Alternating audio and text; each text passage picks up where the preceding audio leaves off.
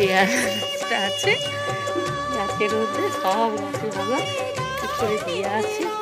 কালকে দুপুরবেলা ঘুমাইনি, হ্যাঁ 3টে থেকে আমরা যাই একটু বসেছিলাম, বসে গিয়ে আমরা যাই খাবার পরে ভাবলাম যে একটু কাজ করি, এখানে খুব দরকার, এগুলো তো আমাদের দরকার। গাছপালা না একটুখানি এখনই তো করার টাইম, যদি এখন না করি তাহলে ফলের আশা করবো না কী করে বলে।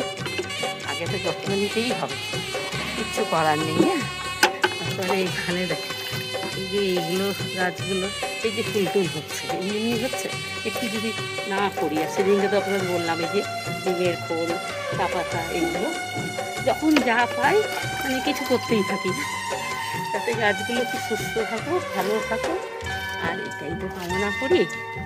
এত কষ্ট করে লাগাই গাছগুলো, একটু দেখতে আনন্দ পাই, ভালো তো হয়, এর থেকে বড়